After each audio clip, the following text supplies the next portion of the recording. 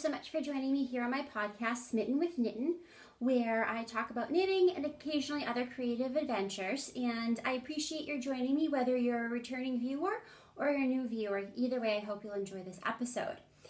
So, gosh, it's been a couple weeks since I last podcasted, but I want to give you a friendly reminder about the knit-along that I'm hosting, or co-hosting rather, with Sam from the Hand Me My Knitting podcast.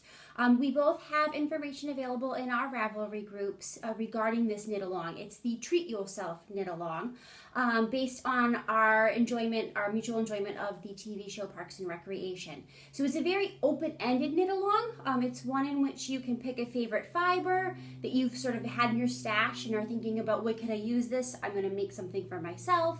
You could go and purchase something to knit with. Maybe you have had a pattern that you've kind of put on hold. That would be a great option as well. Essentially anything that helps you engage in a little selfish knitting. And there are bonus entries if you incorporate themes from the show. One of the characters, Leslie Knope, really enjoys waffles, so if you use the waffle stitch, that's an additional entry, etc. The knit-along runs from July 1st through August 31st, so we're just about a quarter of the way through. And we have both chatter threads and FO, or finished objects threads, in our Ravelry groups, so our podcast groups. So head on over, check those out, and we'll each be drawing a winner once the cal ends in August. So, life since the last recording has been very, very full, in a good way. We celebrated the 4th of July here very quietly. My husband and I were kind of just burned out from how busy we had been at work. So we invited my parents and my in-laws over, had a great breakfast, and just kind of relaxed and hung out. We are very fortunate that where we live in Massachusetts, particularly in New Bedford, we're on a little bit of a peninsula. So as you head into the greater Buzzards Bay area, there's South Dartmouth to, it would be to the west, and Fairhaven to the east. Both set off fireworks. New Bedford sets off fireworks, so we're able to actually see them because we're near the water from our second floor window. So we have a nice kind of comfortable view of the celebration. After the 4th of July, I took a little bit of a vacation, and during that week, I knit a lot. I spent a lot of time with my parents in their backyard, just enjoying the sun and nature. So you'll see a lot of that in my, or further along in the podcast. We also did a little bit of a yarn pilgrimage. My Auntie Judy, my mom, and I went to the Mermaid's Pearl in Wickford Village, which is part of North Kingston, Rhode Island. And we went just to kind of have a girls' day. We had lunch, we did some shopping in the little village there, and of course, we went to the Mermaid's Pearl. We spent quite a lot of time in there. I kind of went in not with any expectation, didn't have a particular pattern in mind, just kind of wanted to check out the newest lot that they had, and I came out with some stash acquisitions for sure, which I'll share with you. But it's really funny to watch because my Auntie Judy usually goes in with a pattern in mind, and then she ends up changing her mind, and then my mom can't commit to any yarn whatsoever. I think it almost makes her anxious because I think she's afraid that she's going to commit to something and then want to change her mind. So we spent a lot of time there encouraging one another and finding a good fit for what we want to make. And we have all started on some projects with that yarn too, so you'll get to see that a little bit later on. And then we also just had the New Bedford Folk Festival here last weekend. It's a Saturday and Sunday event where there are different folk musicians that are staged throughout the city, but there's also an artisan fair. So my husband and I, certainly we enjoy hearing the music from afar, but we're not huge folk festival followers. But we do enjoy supporting the artisans that are there. So you'll see a little bit later in my Local Love segment, one of my findings from that event. So, enough about me. Let's get into It's All About the Yarn. So as I mentioned, while we were at the Mermaid's Pearl, I may have self-indulged a little bit. So, that yarn store carries a variety of different labels. There's Malabrigo, Manistelle Uruguay. She has a lot of Mad Tosh, Blue Sky Fibers, Barocco, Cascade. Just, again, a wide variety, which is really nice too because there's different price points. So regardless of where your budget may be, you're able to find a quality yarn to knit with. So I wandered around a little bit and I discovered she's got some new lines that she's carrying, or new dyers that she's carrying. So I had heard about Sweet Georgia yarns, probably from the Grocery Girls podcast. And I had eyed it online, and I have no problem buying fiber online, but sometimes I like to just be able to touch it and see it in person. And I found that Mermaid's Pearl had the Sweet Georgia, and it had to come home with me. So this is the Casualux Fine, and it's in the spring color dye lot. This certainly would be appropriate. It is the fingering weight. Let me see. Yes. It's a superwash, 70% superwash merino, 20% cashmere, 10% nylon, so an MCN rather. But it's sock yarn, or really nice shawl yarn. So I'm not sure what I'm going to make with it yet, but these colors, they reminded me of irises that are in my garden. And these irises are just a very lush, deep purple. They are not normal to my garden. No, that doesn't make sense. They're not as though they were in my garden when we bought our house. These irises are from my great-grandfather. They're all over the country. They're all over the yards of my family members. So my mom always had them in her garden, and I remember her telling me when I was younger that once I had a house, she would split the bulbs with me, share them with me. So it just reminded me of that sort of family tradition and that little bit of nostalgia as well. And the colors are they're beautiful. They're so vibrant. And I just think whatever I make up with it is going to be beautiful. So yeah, that was a self-indulgent piece. But when right next to the section on Sweet Georgia, there was some hedgehog fibers. Another yarn dyer that I've been following, became more knowledgeable about through viewing podcasts, and I fell in love with their twist socks. So it's 80% blue-faced Leicester wool and 20% nylon. So again, good for socks because of the nylon component. And it actually happens to be machine washable as well. But this is the Bramble colorway. And again, it could be a shawl. It could turn into socks. I'm not really sure what it's going to be. But the variation of color is what had me. I love this brown and sort of peachy coral tone, but then there's this pop of blue in here. So I'm really excited to see, and there's some greens as well, how this will actually knit up. So that was another sort of self-indulgent selection. But I'm really glad to know that there are now those fibers available at the Mermaid's Pearl, particularly because some of my other local yarn stores just don't carry them. And while I could order online, being able to see them in person it's just a nice touch. While we were there, it was also their annual sale, so they had a number of items that are knit up in their store for show on sale. And I was looking through the different patterns just to see if there's anything I would want to make. And wouldn't you know, there is this pattern called the Garter Trap. And I believe the author is Andra Assars, but I'm not 100% sure. But check my show notes in my Ravelry podcast group, and the information will be there after this podcast.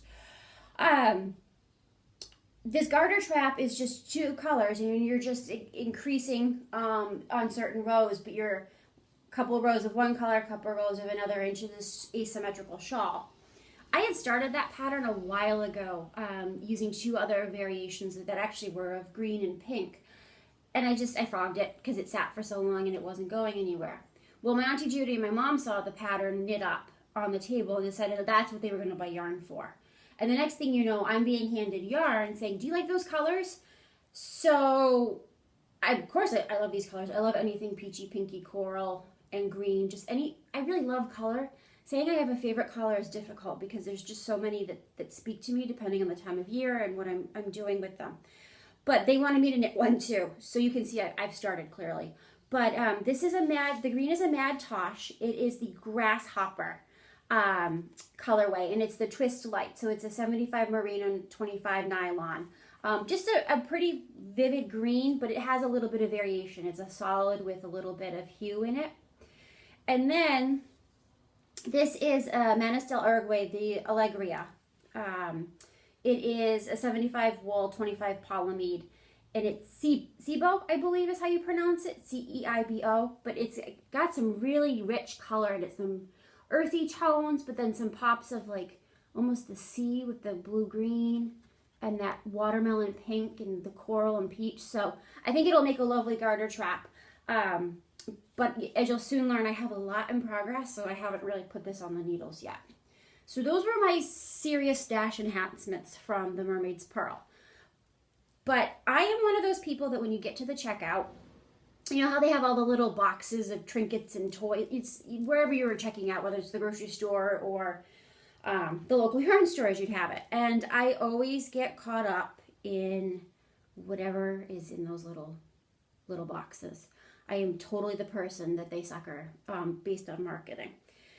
But I was happy to buy these because it supports another local maker. I spoke about her, I believe, in my first podcast, Katie Westcott of Cat Wrinkles Knitting Jewelry. She has her store available on Etsy, but she does a number of shows across the country. She has designed these little stitch markers. I believe they're out of bamboo or they're definitely out of wood. I'm not sure if these ones are her bamboo, but these are little socks and they're just on the bulb pins. But I saw those and I had to have them because I'm sock obsessed right now. And they're also made by Katie and I wanted to support her. So check out her Etsy page. I know she has sweaters and she has all kinds of other characters, but those little socks they had to come home with me. They're just so stinking cute. So I thought that would be the end of my stash enhancement. But then I started doing some pattern searching. I'm in the process of doing Christmas knitting, Christmas in July, if you will. The reason being is I enjoy making presents or handmade gifts for Christmas, but I don't like waiting till November and December and feeling like I'm under a lot of pressure. I really enjoy the holiday season, and there's just so much to do to celebrate that time of year that I want to be able to celebrate it without feeling as though I'm getting behind or I'm burdened. So there's a pattern of socks that I want to knit for my husband, and I'll actually show you. I cast them on a couple of nights ago. The pattern's from Tin Can Knits, and it is a sock, but it's a worsted weight sock, and it requires the fiber to have some nylon in it because it's a sock. And finding worsted weight yarn with nylon in it isn't as easy as I thought it would be. So I looked on webs, I looked on Jimmy Beans, and I thought to myself, well, I could go with one of the Baroccos, the vintage. It's got an acrylic in it. Is that really going to be enough? I thought about this, I researched it, etc. Then I went to Knit Picks. I was like, let me just check. Because I think as I've shared with all of you before, I love a good quality indie dyer, being able to support them and appreciate the work that they do. And I think some of that comes naturally from having my aunt be an indie dyer herself. But I'm also about the craft and the love of knitting and the therapy that comes with it and the feeling of making something. And to me, it doesn't matter where the yarn comes from.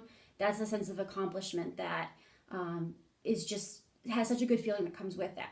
So anyways, I know some people have strong feelings in other directions, but I'm open to any kind of yarn as long as it meets the need of what I need it to do, and I know that it will hopefully last or be able to get some good wear.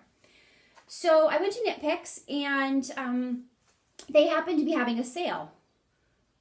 Good thing and bad thing all at once. Good thing because I was able to get the yarn that I needed for my husband's socks. Bad thing because I bought more yarn than I should have.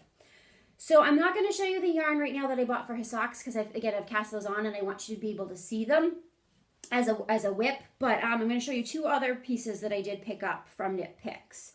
The first here is their Hawthorne Fingering, and this is their Arbor Lodge colorway. This is a 80% superwash Highland wool and a 20% polyamide. But I saw this online, and again, buying yarn online is tough because you can't always see the reality of the color, but pink and gray is one of my favorite combinations. So I think these are probably going to be socks, but potentially a shawl. You can see that pink pop through again. It was on sale. I thought, why not? I'll grab it. Let me try. I've never knit with this fiber from Knit Picks before. Let me see what I think of it. And then I'll know for the future if it's going to be a good fit or if it's something that'll just be a one-shot deal. So I grabbed it.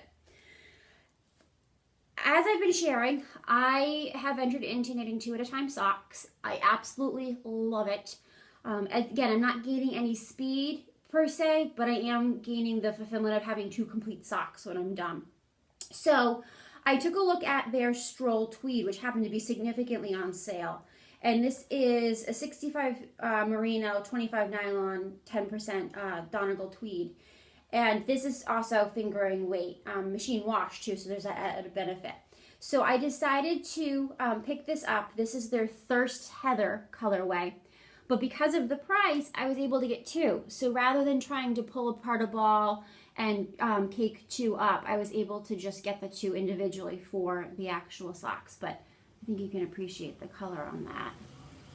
And I've never knit with a tweed for a sock. I've knit with tweed before, but I just saw it and I loved the overall base and thought I'd give it a shot. So, and the funny thing is I actually forgot that I even placed the order with Knit Picks. Normally when I place an order, I'll track it and kind of be anxious about it coming in the mail. No, totally forgot about that. When I went back to work this week and came home one day and I was like, oh, I've got my yarn package. This is awesome. So, yeah, that was just a little bit of excitement after a really long day.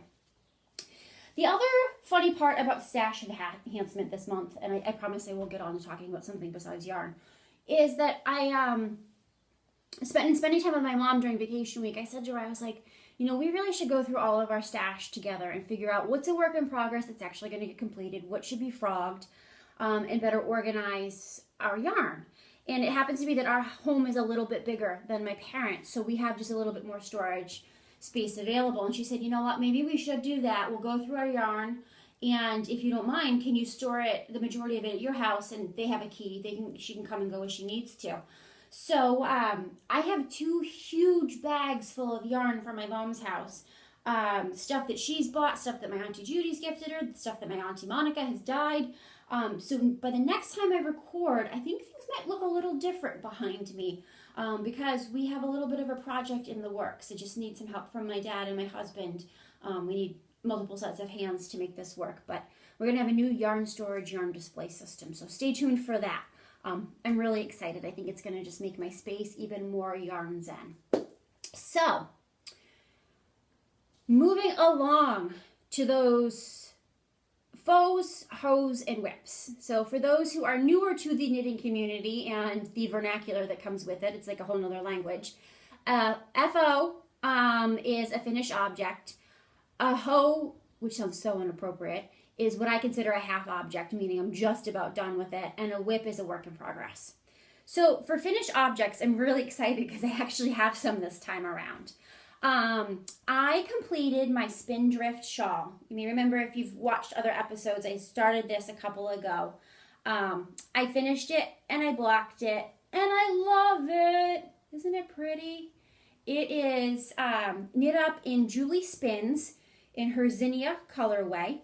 I made a minor accidental adaptation to this pattern, and I should probably update my page on Ravelry or in my notebook.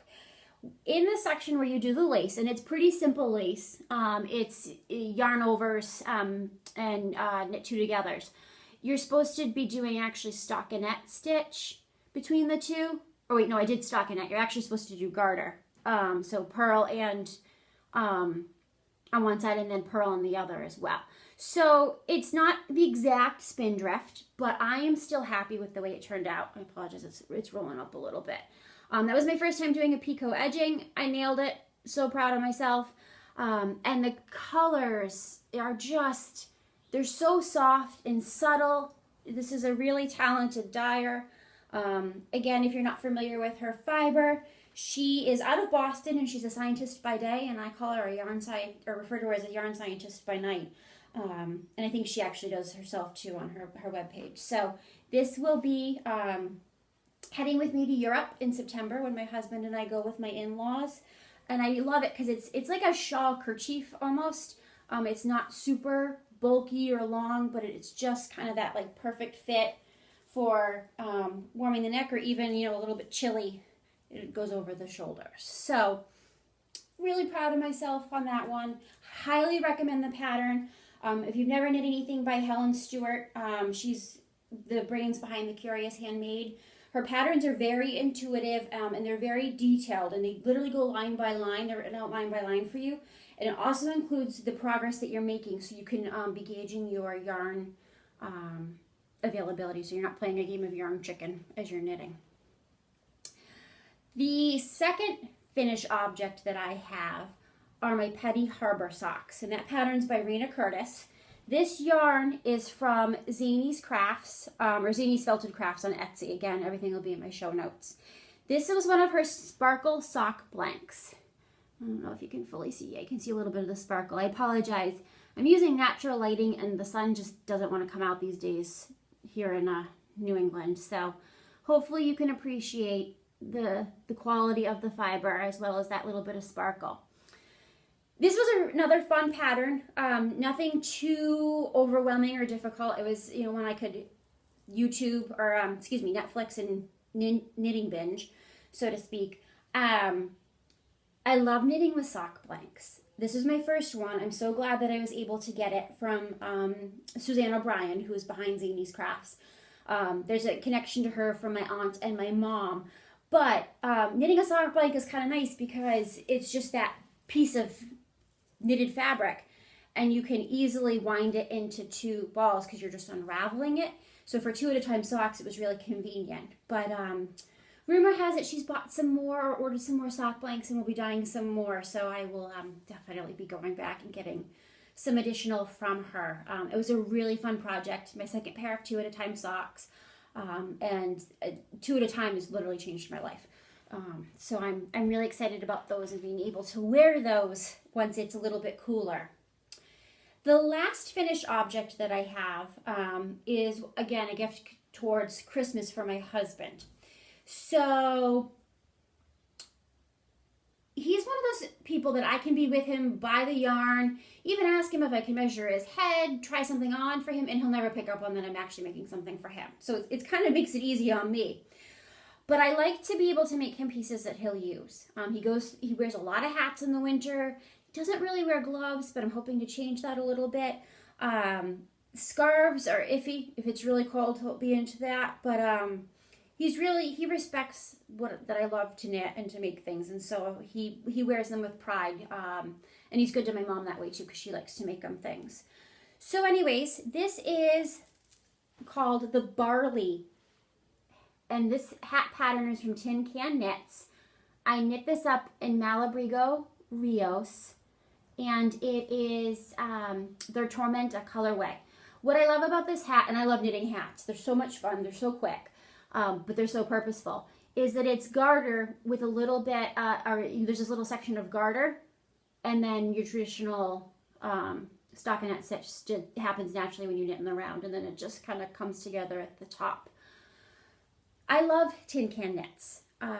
They have a whole section of patterns that are free, and that's kind of where I'm at right now. But what I love is they do multiple sizes. So the patterns are already written for baby through usually adult large or extra large. So if I wanted to knit this for a family or make one for myself in a matching color or style, I could do that without having to rethink or rewrite the pattern.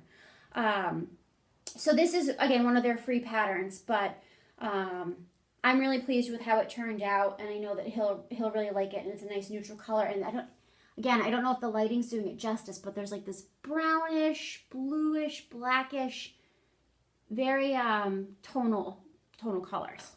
So that's my other finished object. All right, so I'm gonna move along to my hoe, or my half object, that I've been working on for Robert. And again, this is one of those things where I was like, hey, will you try this on, see if this fits? He's like, sure. No idea I'm making it for him. So along with the Tin Can Knits, that maize, the barley hat, there is a pattern for what's called maize. And maize is fingerless gloves. And the reason that this is a hoe is that I still need to do the thumb. See, big hole there. I just, it's been casted off moved over held on. My goodness. Held on with some scrap yarn for the actual thumb that needs to be knit. But these, again, have that variation of garter and stockinette. Oh, this is rib stockinette. They fit me, certainly, but they fit him. His hands actually aren't very wide. They're just much longer than mine. So, yeah, I'm really excited about these.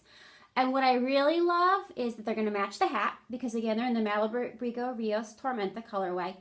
But it's going to be a nice matching set for him because of the way they've got their stitch patterns. So He will be quite stylish come winter. I think all the other attorneys will be jealous in the courthouse. So yeah, that is wraps up my half object, again, because it just needs the thumbs. For my works in progress, I still have my Find Your Fade going. I haven't made any progress with that whatsoever. It's not that my interest in it is fading per se, but I keep getting these ideas for smaller, quick projects, and I get distracted. And my Jessie's Girl by Elizabeth Smith of the Brown Stitch, I haven't made much progress on that either. It's not, again, that I don't like the pattern or that I don't intend to finish it. It's just that I've been distracted by other projects. So, I'm going to share with you some of my whips now. One of them is part of what I'm doing for the Treat Yourself Knit Along. And that is the Topography Kerchief by Melissa Stajada. Not sure if I'm pronouncing that correctly. I decided to knit this up. Oops. Got a little bit of a yarn cluster there. This is being knit up in Toil and Troubles Sonnet Base, and their Red Sky in the Morning. I almost said that wrong. Red Sky in the Morning colorway. And this is how it looks knit up.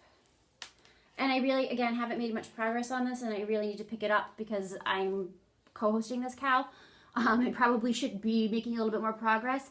But the cool thing about this Topography Kerchief is that you'll see here where it should really be purl. It's this garter ridge. And that's an intentional style of the Topography Kerchief. So I encourage you to check out the pattern. Not a difficult knit. Once you get into the swing of it, it's pretty intuitive. But the author does provide some guidance as to how you should be measuring and weighing your yarn so that you know you have enough to complete the appropriate stitches that are the border section. So, but the next time I podcast, this should be much further along. Maybe it'll even be off the needles, but definitely recommend it. And it's being housed right now in my Just One More Row bag. I wish I could tell you who this is from. I don't know. My husband gave it to me as a gift, but I'm not sure who the creator is. So if you're out there, please know that your bag's being used and I enjoy it. All right. So let me move on to the worsted weight socks that I've been working on. And these are being housed in my Dancing Sheep bag. I found her on Etsy a couple of years ago. It's a nice, good bag for socks because it can roll down. It's got that flexibility. So, this is another Tin Can Knits pattern. And when I show you these, you'll see, again, there's that theme between the garter and the stockinette. I wanted to originally knit them in the Malabrigo, but because I needed to have that nylon component to them, that's what drew me over to Knit Picks. So, I'm doing these 2 at a time, just like I did the fingerless gloves, just like all my other socks now. And I'm really enjoying how they're turning out. I'm using, these are size 5 needles, so they're not the traditional like 7 or 8 that you would associate with worsted. But they are coming along nicely in a nice color. The next color to come up is like a gray blue. Let me show you here. Or almost like a denim blue.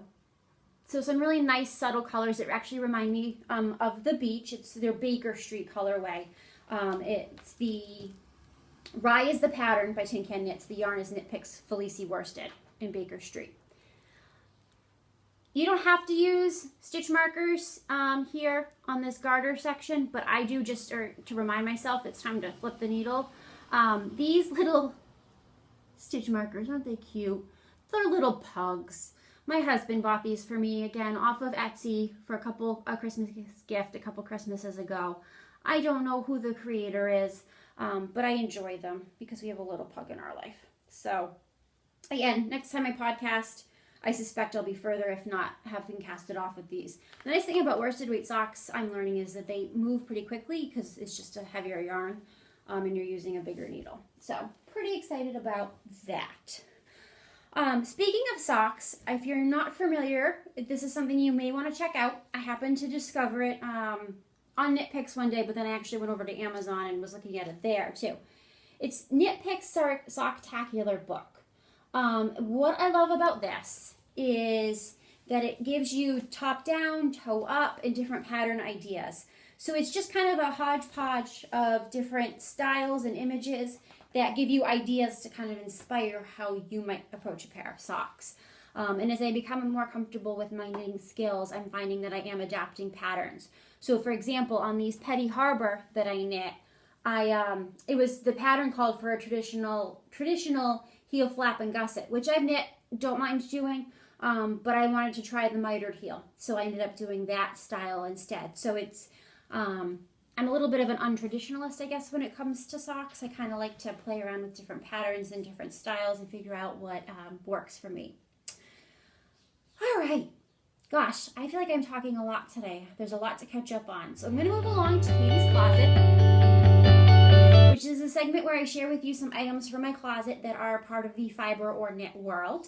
Often they're made by me, often they're made by my mom or from my aunt as well. So today I'm going to just give you two objects that are part of my wares. And the first one was a gift to me from my Auntie Monica. Again, she is the fiber artist in my life. This is some felted fiber. I wish I could tell you which type of fiber. I don't know specifically. But this was one of her pieces that she made. And it's this really cool scarf.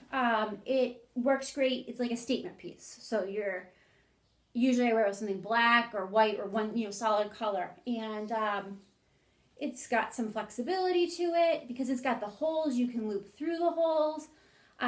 It's just a really unique piece, and it always gets people's attention. They always want to know where it came from, and it just gives me a chance to brag a little bit about my aunt, and also, wear something with pride knowing that it came from my family.